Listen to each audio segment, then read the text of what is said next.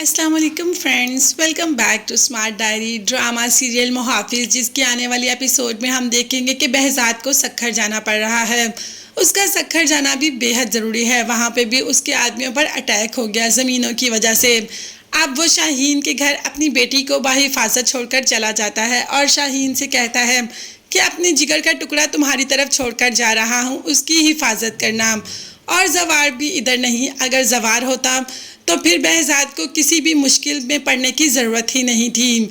आफ्ताब को जैसे ही अपने बाप का पता चलता है कि वो वहाब दुरानी के साथ मिल गया और पारस की एक एक बात की खबर वहाब दुरानी को देता है, तो आफ्ताब ने अपने बाप को मना किया कि आप गलत कर रहे हैं। अगर मॉम को इस बात का पता चल गया तो मॉम बहुत नाराज़ होंगी, और अगर इस बात का पता मामू को चल गया तो आप सोच भी नहीं सकते कि मामू क्या कर गुजरेंगे। वो तो मॉम से हर रिश्ता ख़त्म कर देंगे। आपने वहाब दुरानी की ऑफर कबूल करके बहुत बड़ी गलती की। मगर बाप को अभी सिर्फ सुहाने बाग ही नज़र आ रहे हैं।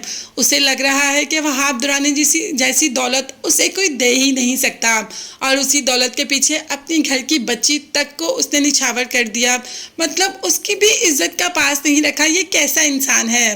पारस को अपनी दोस्त की बर्थडे पे जाना था। जाते ही उसे कुछ अजीब सा ही फील हो रहा था। पहले भी जब दोस्तों से मिलने आई तो वहाँ गैदरिंग में उसे वहाब दुरानी के आदमी नज़र तो आए, मगर उसने इग्नोर किया। और आज जब बर्थडे पार्टी पर पहुँचती है तो उसे काफ़ी खतरा महसूस होता है। अपने बाप को कॉल कर देती है कि मुझे लग रहा है यहाँ कुछ गलत होने वाला है।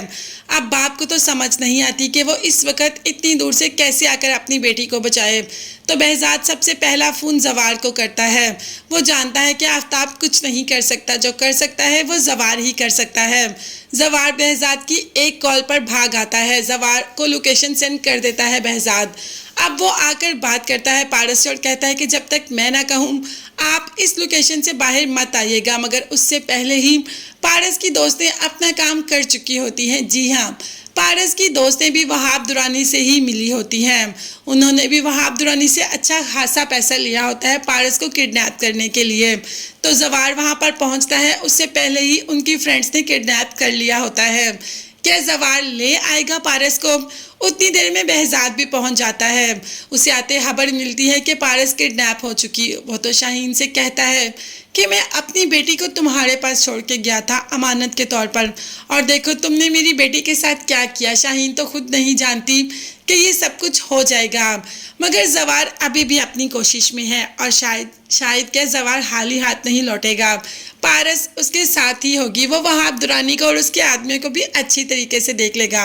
मगर हाँ, तब तक के लिए आप चैनल को ज़रूर सब्सक्राइब कर लीजिएगा और न्यू अपडेट के लिए बेल आइकॉन भी प्रेस करें ताकि हर वीडियो आप तक बआसानी पहुंच सके। नेक्स्ट वीडियोस तक के लिए अल्लाह हाफिज़, बाय बाय एंड टेक